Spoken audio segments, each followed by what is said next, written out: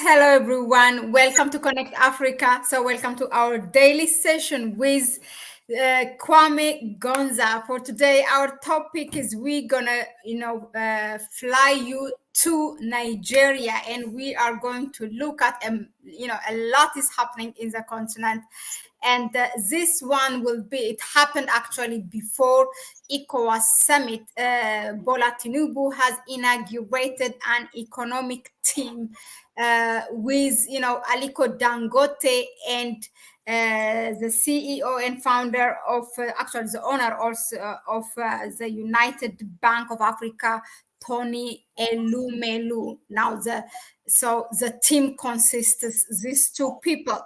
So that's why we as you can see the title now, with this formation of the economic team, will Nigeria rise, meaning its economy, will it be a solution? All that will be spilled by Kwame. Now, Kwame, first of all, welcome. Thank you very much, Mahlet, and thank you for having this program. Once again, I want to thank everyone who's on the platform, who's supporting Connect Africa by watching by PayPal accounts. Many people have been supporting by PayPal and other means. We appreciate you, and we want to encourage you, of course, in that direction so that we can be here in serving the continent. We want to be serving the continent. Those media platforms you see out there are supported with a lot of money. If you look at the British media, BBC, the United Kingdom alone is injecting around 600 million pounds into its media. Okay, the government is forking every year 600 million. So they are pumping this in the media. Why do you think they are doing that? Because they want to capture the minds of the Africans in some way. So if we are doing here also some work which is very important for the continent, we don't have anyone currently because our governments, majority of them are captured. So we have only the viewers who are here to support. So any support which you give this platform, Connect Africa, will go a long way, to make our work consistent and be here every day, every single day. So this is very important. So we thank you very much for being part of the journey that we are on of conscientizing our people. By conscientizing, we mean by bringing the knowledge of consciousness, political consciousness specifically, so that people can be aware of the continent they live in and also being aware of the world itself. It is very important. One of the reasons we have been having challenges with preaching the gospel of unifying the African continent is because people are closed into the colonial boundaries, which one of my colleagues, calls colonial enclosures. He normally calls them colonial enclosures. So people get closed in these countries and they don't want to think about what is happening. In Nigeria, you find that somebody is in Kenya and they don't want to think about what is happening in Nigeria. They don't think that they are connected. Someone who is in Nigeria may be over there and he doesn't think that he's connected to the people who are in Kenya. And so this, becomes very difficult. But with our platforms, we try to bridge that gap. We try to close that gap. So whoever you are and you are out there, whether you're in the diaspora, whether you are on the continent itself, we thank you for being part of that journey, but more so support the channel and support us through our PayPal and all the other means. YouTube has a lot of means, chat, whatever it is, Cash App, and all that. So support the channel and help us to be here consistently, like we said. The biggest media platform right now in India is owned by the richest man in India, all right, who is called Adani. And we are talking about First Post, all right, where, the Indian journalist Palki Sharma, who has been viral on the internet, where she's working right now. She's working with the richest man in India, actually the richest man in Asia. So being a media, person or doing the work of a journalist, which we are doing currently, even though some of us are not professional journalists, it takes resources and it takes a lot of commitment. So that is why we are asking you to, first of all, take some time to support Connect Africa and what it is doing. It is a gigantic effort. It is a great effort that Mahlet here initiated and started. So with that being said, I want to once again to welcome everyone. I hope that you have a good show as we move forward. Thank you very much, Mahlet.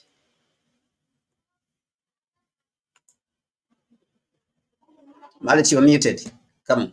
Yeah, I have to be honest. We try to make it as lively as and as relatable as possible. So, at the back, my kids are watching the France versus Spain football. So, I have to mute myself every now and then. But we are here to serve. Our work is actually, even this is not enough for us to be here daily only at this time. A lot, you can't imagine, there is a lot that's happening that we feel sorry. Wow, we should have done analysis on this one, on that one. In any case, so Kwame, now this reminds me Tinubu forming this team. A year ago, you wrote an article actually on how, in general, the structural, giving a suggestion, kind of advising, let's say, the Nigerian government how Tinubu should restructure or reform the NNPC, the Nigeria's National Petroleum Corporation, and all, when when he removed the subsidies, which is harming the poor of Nigerians. Now, setting up this economic team, that's one, okay. It just reminds me of your article.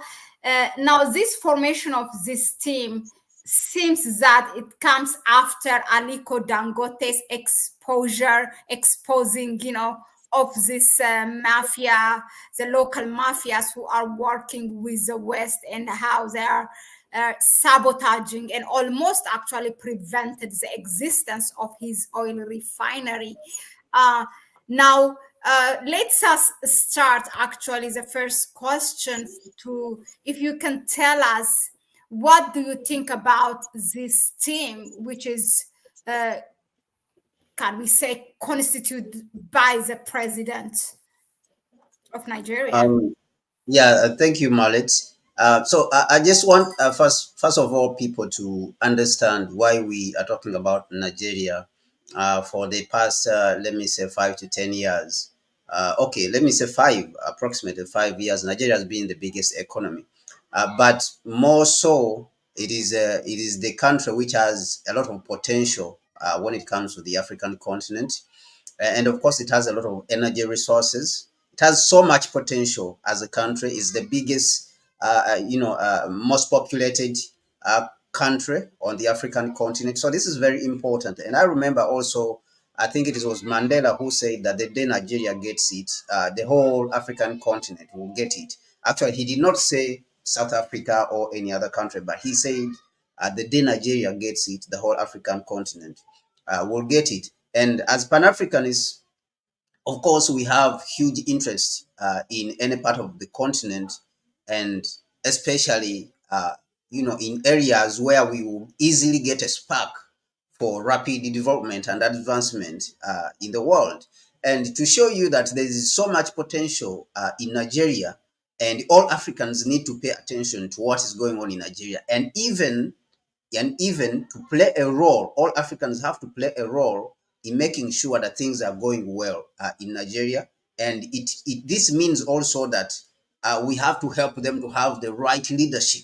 Okay, we have to play a role in helping Nigeria to have the right leadership.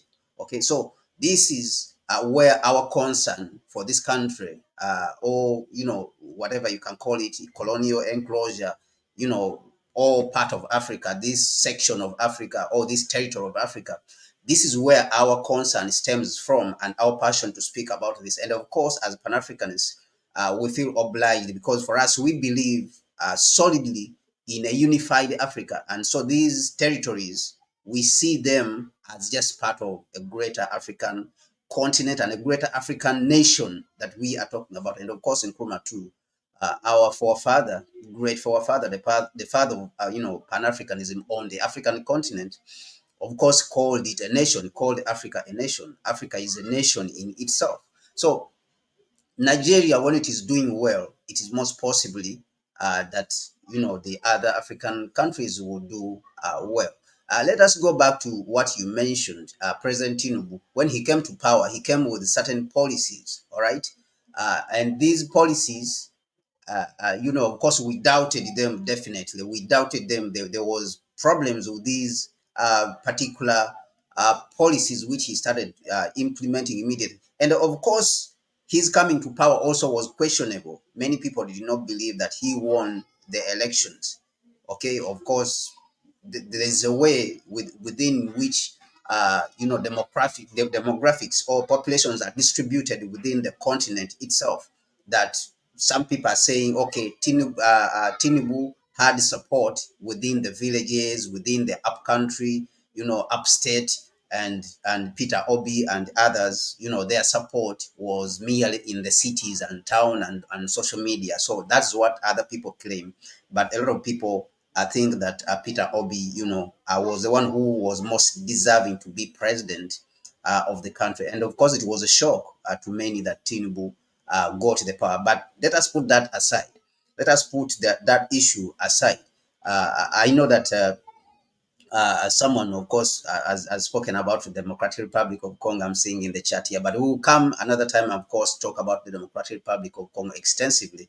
And I agree with you because Dr. Nkrumah even himself said that Democratic Republic of Congo, if we are talking about liberating Africa, we have to liberate the Democratic Republic of Congo. It has to be central to our strategy, of liberating the African continent. We have to think about Congo because it's the heart of Africa. Now, when we go to President Tinubu, when he came to power, the conversation that immediately came into being was the removal of subsidies, especially on fuel.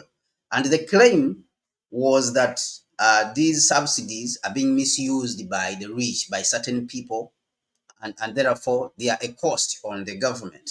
All right. And of course, Tinubu, this was, a symptom that uh, Tinubu is an implementer of neoliberal policies, all right, on the population.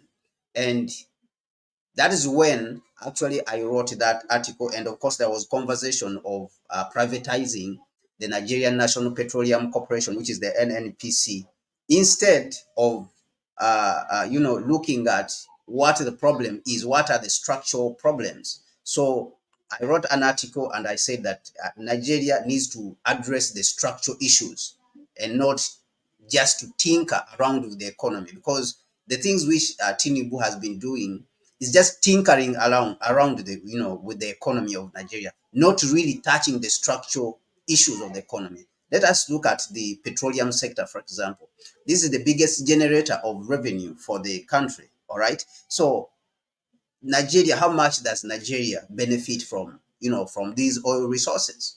And actually, the present problems within the Nigerian oil sector with the advent of the Dangote oil refinery have exposed these problems, within the Nigerian oil sector.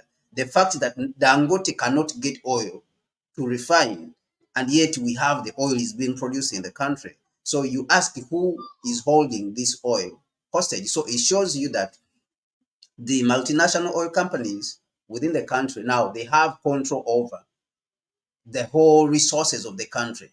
And the government is sort of like a servant now to these oil companies. The Nigerian people are servants to these oil companies, these multinational oil companies, because they can refuse to take the oil which they took from Nigerian soil to give it to a Nigerian oil refinery to refine. All right, they refuse to give it as raw material, and so they choose to sell it to the United States or the international market, or sell it to some other refineries across the world instead of giving it to Nigerians to use it, which belongs to them. So then this shows that there is problems. There's problems within the government itself, the government policies, itself, huge problems. All right.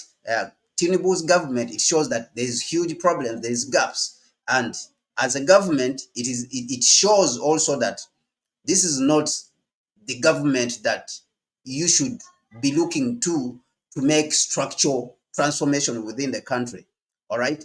When you look at the team, so when you have these problems at the base, all right, as a foundation, so however much you bring together the team, regardless of which type of team you bring together, and of course, he brought together a team of very powerful people, including Dangote, who is on that team.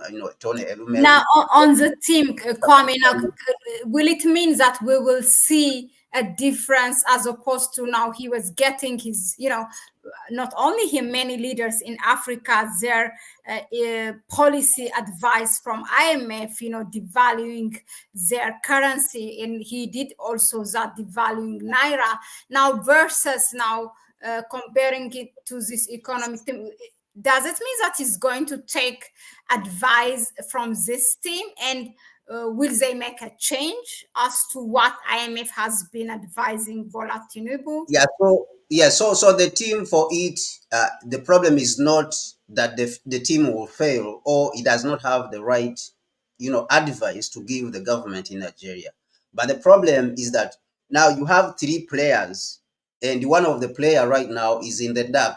All right, it doesn't show themselves. You have three players. Now you will have the team which Tinubu has constituted. In the middle, you have the government, the Nigerian government itself, with Tinubu at the top. All right, and then you have the international institutions, which are the lenders and the IMF. Those ones, the imperialist, neo-colonialist institutions. Those ones, their voice is so huge that it is unimaginable. That is why you are seeing that you are having these problems within the Nigerian oil sector. That people are saying, how is it possible that that Dangote has to buy crude oil from the United States, all the way across the Atlantic from the United States, when we have crude oil which is coming from Nigerian ground. And on top of that, you have 4 oil refineries within the country. Those refineries, many Pan-Africanists have been saying that is the local cartels and the international oil companies who have been sabotaging Nigerian oil refineries. 4 of them, they have not been working, or they have been, for some reason, there's a claim that these refineries are not able to produce Nigerian oil. And there's a lot of justifications by some of our intellectuals, even within the country. They come with huge reports which justify this dysfunctionality. But the whole conclusion is this: there is just 2 people. The summary of the whole problem is that there is just 2 groups, which Dangote is calling they are more dangerous than the mafias, the oil mafias. Is saying that they are more dangerous than drug cartels. It is just the international oil companies and the local mafias. And in that group of the local mafias, there's also some of our intellectuals. All right, they are within that group that they sabotage, and of course with the ruling class intellectuals, with the ruling class, which is benefiting from this, the rich people. Now, this is what the team is going to confront. So you will see that within the team itself, which has been constituted, the economic management team, which Tinubu has constituted, you will find that some of these government elements within the team itself, they have influence. They have that influence. The international oil companies may seek to influence them. Now, people like Dangote, of course, it will be difficult for him to influence him because he already has, what it takes. He has what he needs. He doesn't need that. But people like Elumelu, Tony Elumelu, who calls himself Afri-capitalist, there is a word which he invented, and he has been promoting it on LinkedIn, that we should all be Afri-capitalists. So he invented that word, but it refused to take on a life of its own, or it refused to go viral, to become popular. So people like that, he's easily influenced by the international capital and these, institutions. So it is a difficult situation because the national government, the federal government itself, most of the time has succumbed to pressure from outside, from these international cartel, the neo-colonial institutions.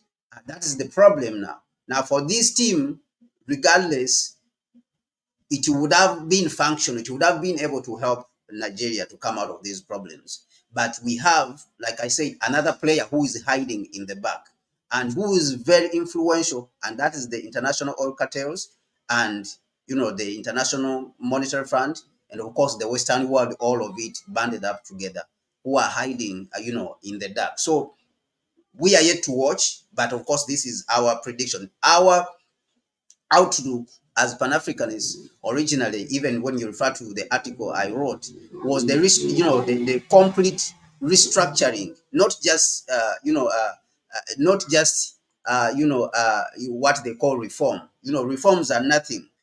The oil sector in Nigeria needed complete restructuring, all right, so that the Nigerian people and the Nigerian government and the Nigerian people should have at least 60% of all the revenue that comes from the ground, every single barrel of oil.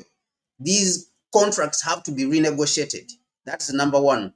Number two, the Nigerian National Petroleum Corporation has to be run as as an entity that is meant to be an entity that is meant to be profitable. And if we cannot find a CEO across the African continent who can run the Nigerian National Oil Corporation, okay, Nigerian National Petroleum Corporation to profitability, if we cannot find that CEO in Nigeria, let us find that CEO in Africa. If we cannot find that CEO in Africa, let us find that CEO across the world. Let us advertise across the world so that we can run the Nigerian National Corporation with the 4 oil refineries. And in addition, if you add that to the Dangote oil refinery, Nigeria should be the petroleum hub for the African continent. Africa should not again import, petroleum products. But now what we are seeing is the frustration instead of Dangote oil refinery, so that it will not be able to meet even the petroleum, the refined petroleum needs of Dangote as a country. And this is, becoming a huge, a huge problem. So let us wait and see. But from what we see, the problem needs to be attacked from the core, from the structural a part of it, from the foundation. So we need to attack the structure of the country and not tinker with the economy, raise interest rates, remove subsidies, and then put them back, because the subsidies were removed and put back. All right. And now what we see, devaluing of currency under the advice of the International Monetary Fund. The other day we saw a former Nigerian minister complaining, how can you devalue your currency from year to year, from year to year? And they're telling you should devalue. All right. And for someone who's not manufacturing a lot of things, devaluing a currency is disastrous. It instead increases, inflation. And we have seen this even during this meeting of the Constitution. In his speech, President Dangote, Aliko Dangote, mentioned that you can't put interest rate high like this. All right, you have to put the interest rate down.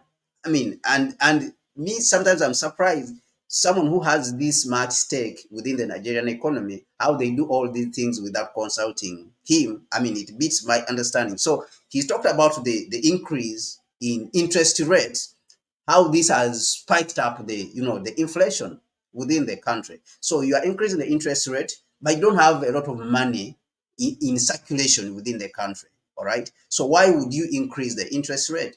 In the United States, they have increased the interest rate because they printed over $18 trillion during the COVID period. So they have to increase the interest rate. All right. Because they want to suck out some of this money, from the system. In our African countries, they never printed any money. All right. They didn't print money to give out. In the United States, they printed a lot of money and gave out free money to people during the COVID period. Our African countries, they didn't do that. And now they are raising, the same United States and the Federal Reserve in the United States is telling them to raise the interest rate. And this is causing problems.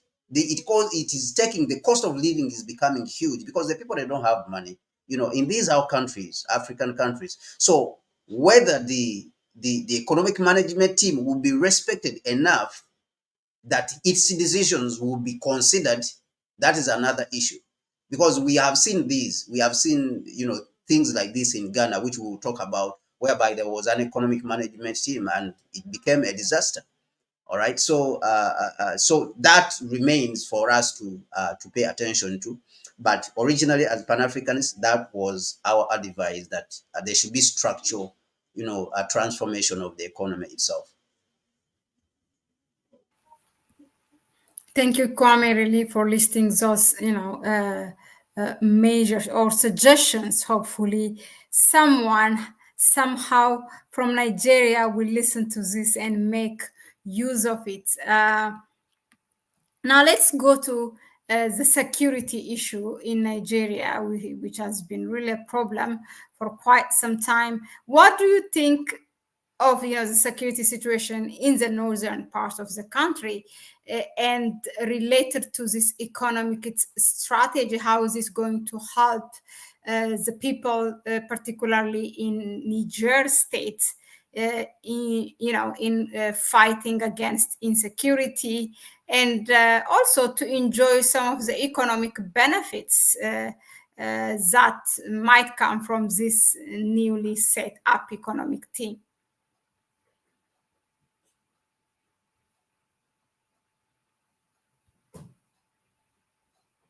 You are muted.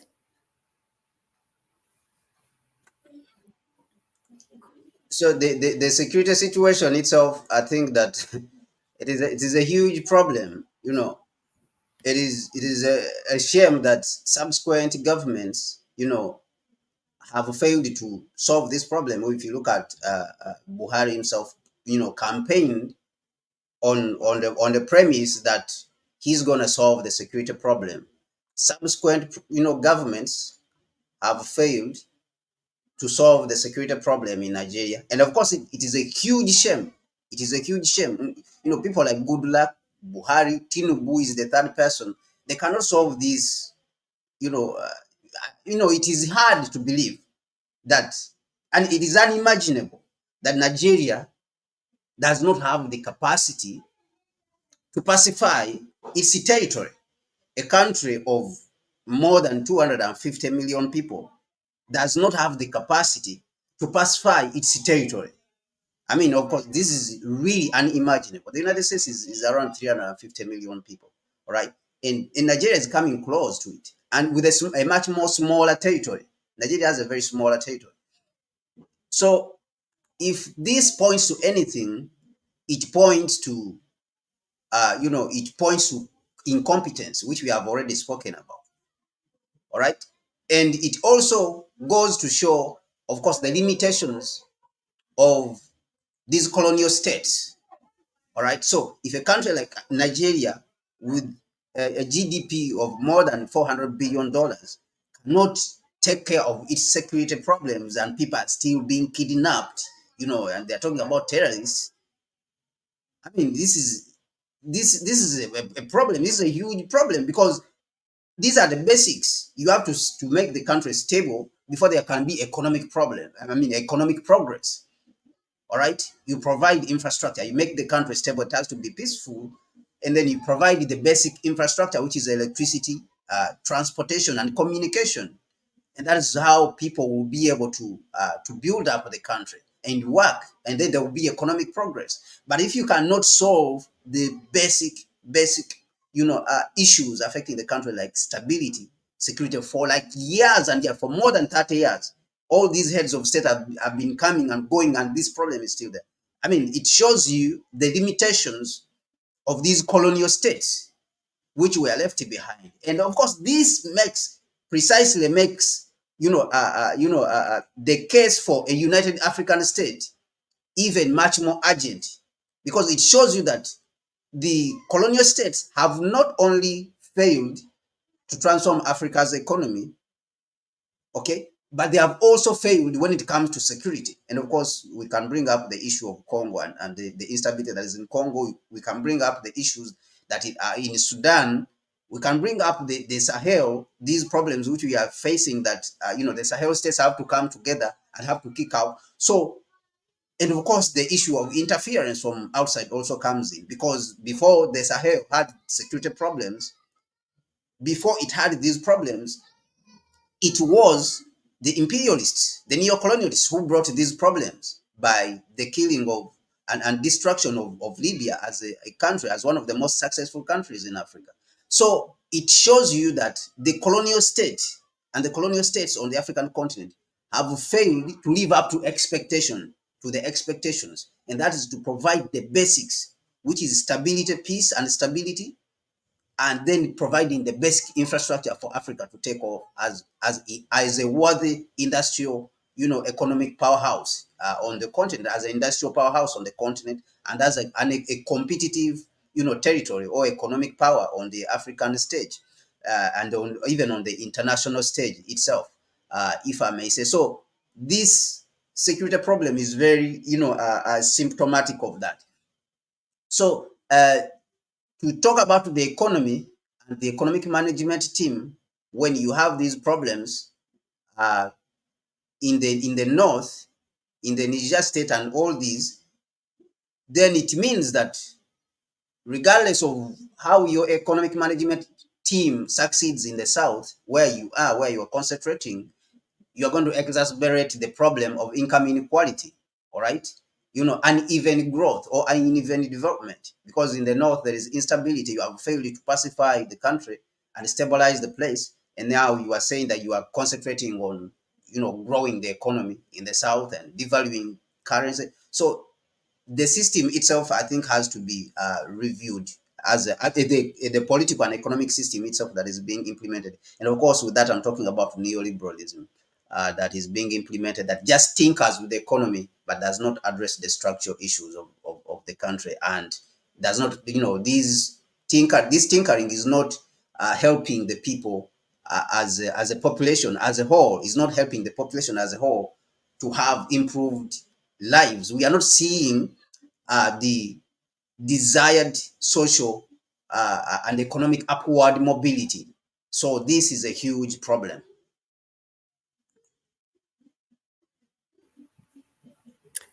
Thank you, Kwame, for that. Now, moving on. Um, Now, he also spoke about increasing oil production vis-a-vis with the reform of the energy sector in Nigeria. Now, this is specifically when it comes to, of course, meeting the Aliko Dangote's crude oil needs. Now, uh, is this the right way to do it? I think that what for them they want to address, they still want to do the same thing, which is tinkering with the issues. Because Nigeria has been producing about It's 1 like million about barrels. 1 million barrel per day. Yes, has Is that been, yes. ambitious, or is it really it can be okay? Yeah, so it has been producing 1 million barrels per day, and that production actually has been going down somehow. And even at one point, I think Angola came to almost overtake Nigeria. I think a few months, Angola overtook Nigeria as the biggest producer in Africa this very year, and people were, commenting about it. How can Angola overtake Nigeria as the biggest oil producer in the African continent? So it is a huge concern. Now, for you to say that you want to produce about two, double the production to produce about 2 million barrels per day, it means that, of course, you have to increase the investment within the country itself.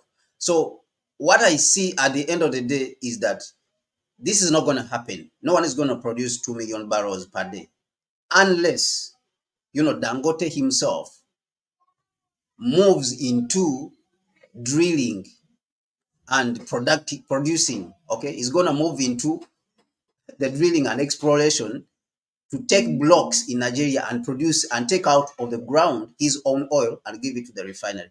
That's where I see Dangote going, moving forward, because it's going to be frustrated by the incompetency in the system. And it is not that the continent, the African continent, or Nigeria itself for that matter, lacks the people. But I'll take you back to what one of the things which Charlie Manga, the late Charlie Manga, said. He said that uh, India has the same competent people like China, all right? And this I just want to show you that in Nigeria, there's competent people, enough competent people. All right. The country does not lack competent people. And for that matter, the African continent does not lack competent people. But what we have is that we have a wrong system, a socio-political and economic system. The system is wrong. All right. And we have to discard it. It's the same system that discards and it alienates the competent people from serving, all right, the public, and it brings and retains the incompetent ones who are continuing to destroy things.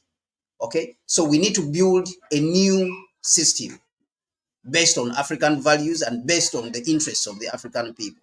Now, Chimamanda said what he said about India when he was asked whether India will be able to emulate like Singapore or China to be able to develop rapidly. What he said is that India has some of the smartest people who are as smart as the Chinese. But because of the system in India, that what he said is that they copied the worst stupidities of the democratic system. All right. They copied all the worst systems of the Western system and they implemented it in India. That is why they are smart people, like what we see in the most of the international companies, the biggest companies. They are led by Indians, Google, all these, Microsoft, okay, Yahoo, and all these. You see that all of them are led, a lot of them are led by Indians. But at home, they cannot succeed. All right. So they choose to leave because that's how smart people are. They don't want to argue too much. They don't want to do too much arguing. And so that thing, that same situation, that same scenario actually is replicated in Nigeria also. When you go around the world, you see that there's a huge number of Nigerian people and actually African people across the world who are successful in their field, but they could not thrive at home. Why? Because there's a wrong system. There's a very bad system. So this is what I see even with Dangote's case. And actually, you have to applaud Dangote regardless of what people say about him, these problems here and there, and of course, capitalist system, whatever it is, all right? But Dangote has done his part, all right, in the country to be able to support not only, his country, Nigeria, but the whole African continent. He has at least shown that Africans can also industrialize, and he has become very vocal. So what I see with him at his refinery is that he will, consequently be, he will consequently be frustrated with the system and how it is working, and he will go into exploration, oil exploration, and get his own block, or he will buy already wells which are already producing in Nigeria, because we already have corporations which are producing, and he will will take out his own oil and take it to the refinery. So he is about to set up an oil exploration company, like what we see with the Shells and BP and all these Chevrons who are already within Nigeria and taking oil and selling the crude oil. So that's what I see. That's what I envision for now. Is that good for him to be to take part or to participate in those things? Yeah, I think that is good. It is good, only that it will be difficult for you to tell him to push down the price of the crude oil. And yet, of course, the Nigerian National Petroleum Corporation owns about 20% of the Dangote oil refinery.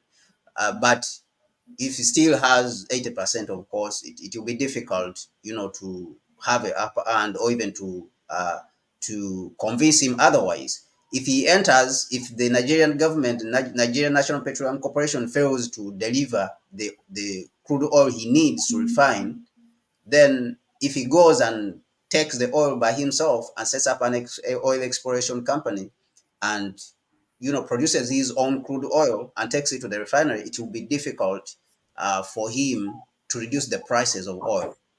All right. And of course, it will still benefit the country because the country is spending huge amounts of money on importation, I think, or up to $4 billion or something. But it will still be difficult for the price to come down, to convince him to bring the price down, because you people already with your system failed to help him to achieve the objective, of stabilizing the market when you had the opportunity, because you have the leverage, you are the government, so you should be able to function, and you should be able to have more power compared to these foreigners, these foreign multinational oil companies who have taken over the country almost and made the government of the people, which was elected by the people. They have made it a beggar in the country. So, which is of course very unfortunate. Yeah, thank you very much, Kwame. So that's what we have prepared as far as this formation of economic team by Bola Tinubu is concerned with, Aliko Dangote and uh, Tony Elumelu in it. If you have any question, I'm going to go quickly scan through this chat section. If you have taken a note, Kwame, let me know. If not, I saw some useful. If you have questions, please drop it, or write it in the copy paste it, whatever, in the chat section. Yeah, seeing this, we agree. He says, nationalize all strategic resources, build the capacity required to process all those resources at home. Self-sufficiency is best to start. As AES has shown, sanctions are mere threats.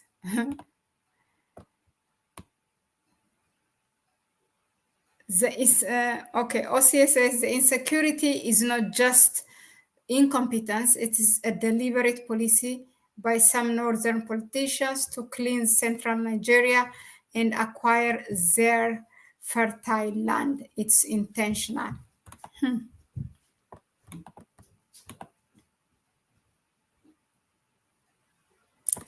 Ose says also all leading political figures and business people have their money invested in the West. They only know a world where America is on top forever. They are comfortable with it and they have no aspirations. That's true. So yeah, Kwame, I think we can end it here. It's like about 42 minutes. Thank you, all of you, for engaging here, for commenting, asking. It's really important for us. As we always say, we don't take it for granted. We appreciate each and every one of you, those who have donated. Also, thank you very much. Anything is good for us. It will help us. The aim is to be on duty 24/7. That's what we want, not just to come at night and analyze or push you, just some highlights of news. No, we really want to be here full time. So, yeah, you can also share it, or you may also suggest if you have any idea that who could be interested to work with us in terms of sponsoring or whatever, African in the diaspora or Africans at home, business people who want to cooperate with us and sponsor, any idea is welcome. I will give you to say a final word and we end it here, Kwame. Yeah, so there is someone, I think Giz Geta is the one who was asking what will be the depth of Russia's influence in these countries, Mali, Niger, and Burkina Faso. That maybe we'll speak on it another time. But today we wanted to focus on Nigeria. But what you should know is that these people have not been influenced by Russia to do whatever they are doing. We know that the international platforms, the imperialist platforms, have been spreading this false narrative that Africans have to be influenced by Russians before they can understand that imperialism has been killing us and has been exploiting us and has been insulting us, and it has been racist towards us and oppressing us. So that false narrative, I think we need to put it to rest once and for all. But maybe we will do a program on the influences, on the various influences of different countries in Africa. Of course, we see Russia Africa Summit, US Africa Summit, EU Africa Summit. So we will come one time and analyze for you what each of these countries want in Africa. But history, of course, is a great teacher. And if you look at history and what has been happening in the past, it shows you what each of these countries want from Africa, whether Russia, Turkey, and all these countries, because at least at one point or another, they have dabbled into the African continent. But what do they want? So we'll come another day to do an analysis on that. So I just want to say that the revolutions in Mali, Niger, and Burkina Faso are not influenced by anyone, as the neo-colonial institutions have been trying to make people believe that it's because of the Russians, but it is rather the exploitation, the humiliation of the African people, that has been going on for very long. The oppression by these institutions, and it's the same thing which you are seeing in Kenya, that people are fighting back against, Western and the white supremacist oppression that has been going on, and exploitation. Okay, so I just want you to know that that is what it is.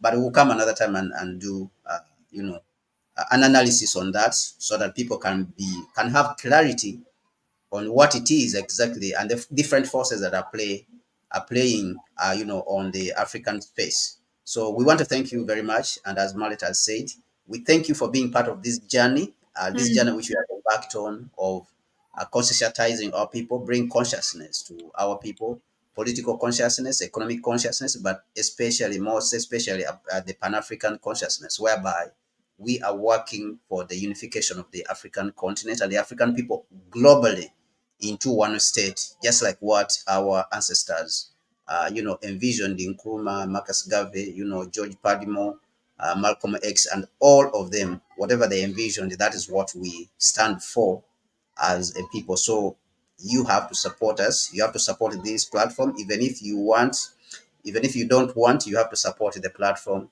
because it is for the interest of the African people. Thank you very much for being part of this today, and we'll catch you another time. I am muted. Let me just do this. Was it Mikey Simba? You said news in CAR. What is there anything happening in Central Africa Republic? That's why we love the family here. You also bring the topic. You can suggest. I'm not aware of. I don't know, but we can look at it. Yeah, we will be here again tomorrow. Thanks, and it's bye bye from us. Have a good evening. Have a good day. Ciao. We'll see you next time. Thank you.